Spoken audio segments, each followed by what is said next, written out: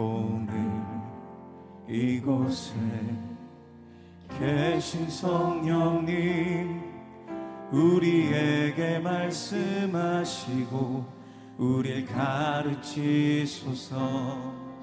닫힌 우리 맘 열어주시고 주의 빛으로 밝혀 우리를 인도하소서. 오늘 이곳에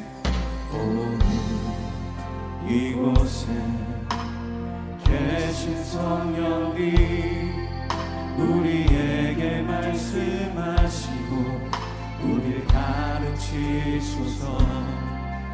같이 우리 맘 열어주시고 주의 빛으로 밝혀 우리를 인도하소서.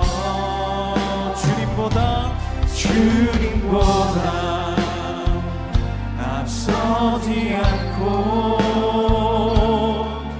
겸손하게 주님의 말씀 기다리니 주님 손에 눈을 드립니다. 사랑으로 인도하소서. 아멘.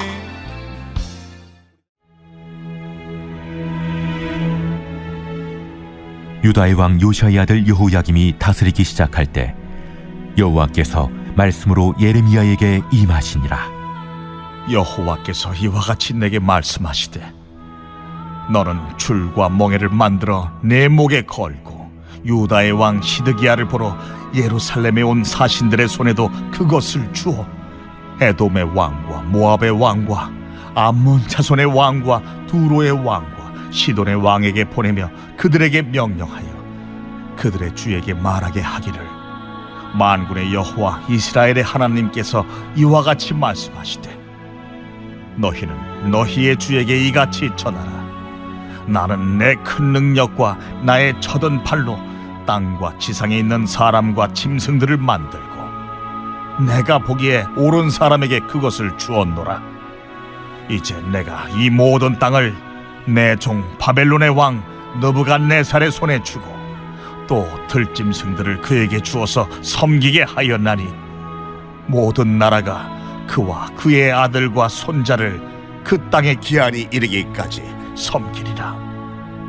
또한 많은 나라들과 큰 왕들이 그 자신을 섬기리라. 여호와의 말씀이니라.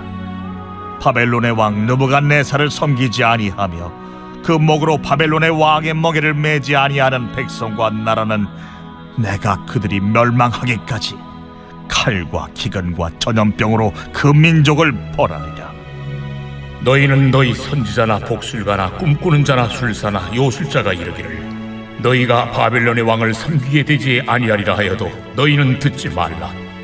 그들은 너희에게 거짓을 예언하여 너희가 너희 땅에서 멀리 떠나게 하며 또 내가 너희를 몰아내게 하며 너희를 멸망하게 하느니라. 그러나 그 목으로 바벨론의 왕의 멍에를 메고 그를 섬기는 나라는 내가 그들을 그 땅에 머물러 밭을 갈며 거기서 살게 하리라 하셨다 하라. 여호와의 말씀이니라 하시니라. 사람은 누구나 자기가 보고 싶어 하는 것만 보고 듣고 싶어 하는 것만 듣고 믿고 싶어 하는 것만 믿습니다. 이것을 심리학에서는 확증 편향이라고 하는데, 똑같은 사물이나 사건을 보고 똑같은 사람의 말을 듣지만 사람마다 그 보고 들은 것이 같지 않습니다. 각자 자기가 듣고 싶은 소리, 각자 자기가 받아들이고 싶은 부분만을 수용하기 때문에 해석도 다 자기의 생각 위주입니다. 영국의 심리학자 피트 웨이슨이 1960년대 이것을 정립했습니다. 이런 확증 편향은 어쩌면 당연할 수 있습니다. 자신이 선호한 것을 보고 듣는 것이 어쩔 수 없는 일이기 때문입니다. 하지만 그렇게 보고 들은 것을 가지고 그것만이 진실이고 정의라고 주장할 경우는 문제가 될 수밖에 없습니다. 그런 경우는 거짓이 마치 진실인 것처럼 사실을 비틀게 됩니다. 원인과 결과를 뒤집어지게 되는 셈입니다.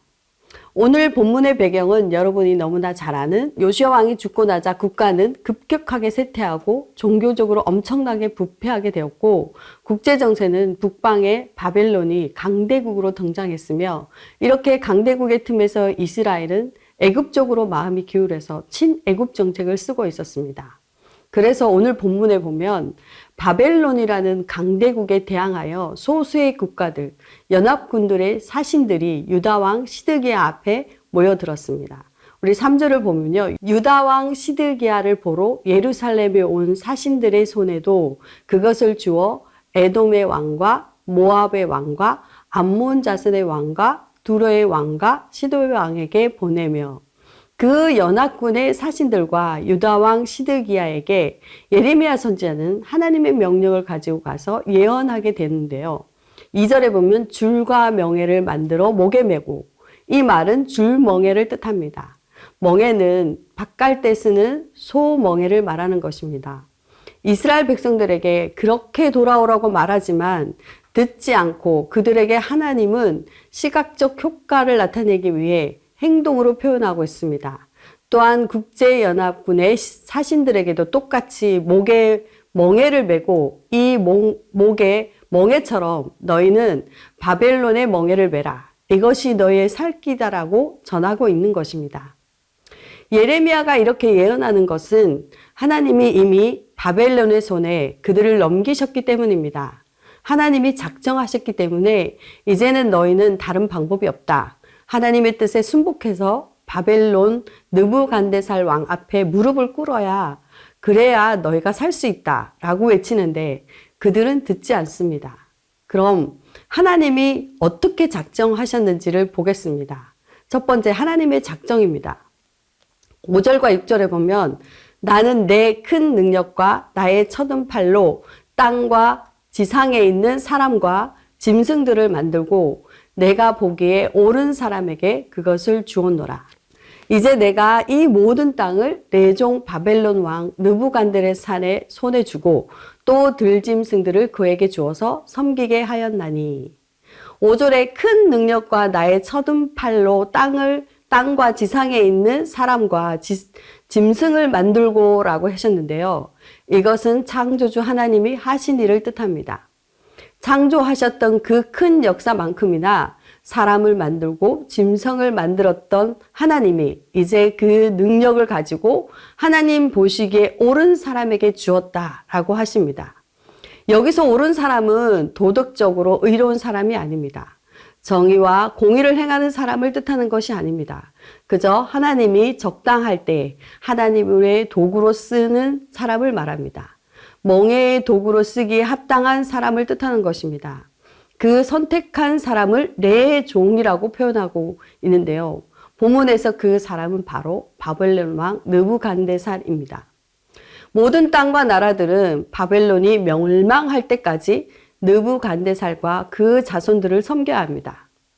바벨론에게 항복하고 그의 멍에를 메면 살게 될 것이고 그렇지 않으면 칼과 기근과 전염병으로 죽게 될 것입니다.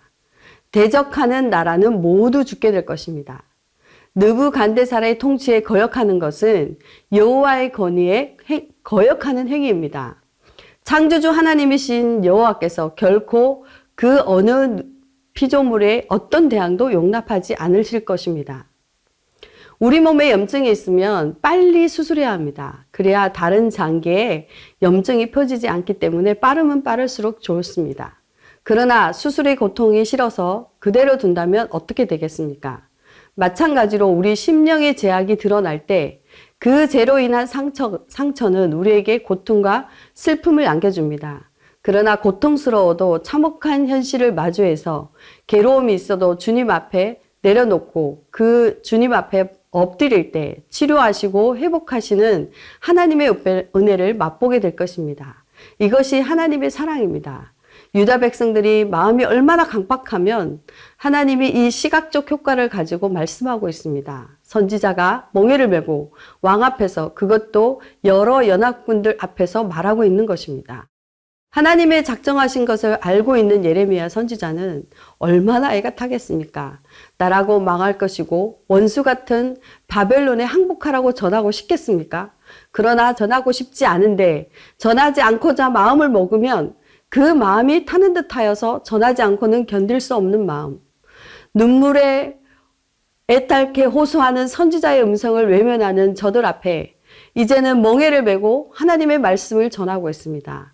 물론 유다 백성들 입장에서 잘못한 것은 있지만 그렇다고 나보다 더 나쁘다고 생각하는 원수 같은 바벨론 느부갓네살 왕을 하나님이 쓰시겠다는 것에 이해되지 않을 것입니다. 그러나 우리는 바벨론 왕 느부갓네살이 옳다는 것보다 하나님 앞에 우리의 죄악이 크다는 인식이 필요합니다. 성경에서의 패턴은 하나님의 백성들이 죄악 중에 있을 때 하나님은 주변의 다른 강대국을 막대기로 쓰십니다. 그러나 강대국의 쓰임은 한시적이고 하나님이 허락한 기한까지만 쓰임받는 것입니다.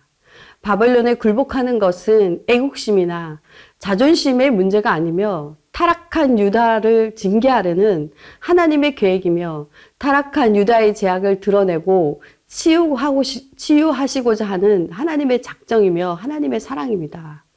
고통을 겪더라도 참혹한 현실을 드러내고 받아들일 때 치료가 시작되고 회복을 경험하게 될 것입니다. 두 번째는 거짓 예언을 듣지 말라고 하십니다. 9절에 보면 너희는 너희의 선지자나 복술자나 꿈꾸는 자나 술사나 요술자나 이르기를 너희가 바벨론 왕을 섬기게 되지 아니하리라 하여도 너희는 듣지 말라. 이 당시 왕들과 백성들은 대부분 거짓 예언자들과 점치는 자들, 꿈꾸는 자나 무당, 마술사의 사슬에 얽매여 있었습니다. 그 이유는 예레미야의 부정적이고 암울한 예언보다는 자신들의 이익과 애국심에 호소하는 거짓 예언자들의 말에 더 귀를 기울인 것입니다. 그들은 예레미야 선지자의 예언과 반대로 너희는 바벨론 왕을 섬기게 되지 않을 것이며 바벨론에서 여호와의 성전 기구들을 이에 속히 돌려오리라는 거짓 예언을 하고 있는 것입니다. 그러나 27장 18절에 보면 만일 그들이 선지자이고 여호와의 말씀을 가지고 있다면 그들이 여호와의 성전에와 유다의 왕의 궁전에와 예루살렘에 남아있는 기구를 바벨론으로 옮겨가지 못하도록 만군의 여호와께 구하여야 할 것이니라. 그들이 정말 하나님께 받은 예언자였다면 성전의 기구들이 바벨론에 빼앗기기 전에 하나님께 간구했어야 할 것입니다. 그들은 하나님의 말씀을 예언하는 것 같지만 거짓을 말하고 있는 것이며 하나님 말씀보다 사람들의 귀에 좋은 말을 함으로 사람들을 현혹하며 멸망의 길로 이끄는 사람들입니다. 언젠가 모임에서 어떤 점장이가 이것은 해라, 이것은 하지 말아라.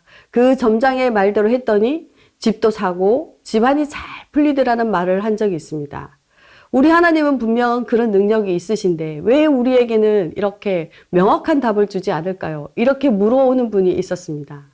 사실 점쟁이의 말이 옳을 수도 그럴 수도 있습니다.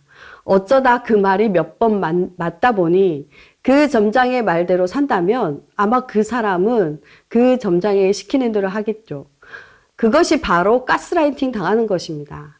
이것은 우리의 귀에 달콤한 유혹일 뿐입니다. 우리는 세상에서 믿음의 길을 갈 때 고난 속에서도 하나님을 바라보며 그 고난을 믿음으로 이겨내고 돌파해 나가는 것이 신앙생활이라 할 수 있습니다. 오늘 선지자는 바벨론의 멍에를 메라고 하는 것은 그것만이 우리의 살 길이기 때문입니다. 우리 주님은 수고하고 무거운 짐진 자들아 다 내게로 오라. 내가 주는 멍에는 쉽고 가볍다 하셨습니다. 세상의 헛된 소리로부터 돌아서십시오. 이 시대는 정부의 홍수 속에 우리의 길을 즐겁게 하는 설교도 많이 있습니다. 내기에 좋은 말보다 순종하기 힘들어도 하나님의 말씀이라면 먼저 순종해야 합니다. 영적인 분별력으로 역사의 흐름을 읽을 줄 알아야 합니다. 통찰력을 가지고 말씀을 지키며 살아야 할 것입니다.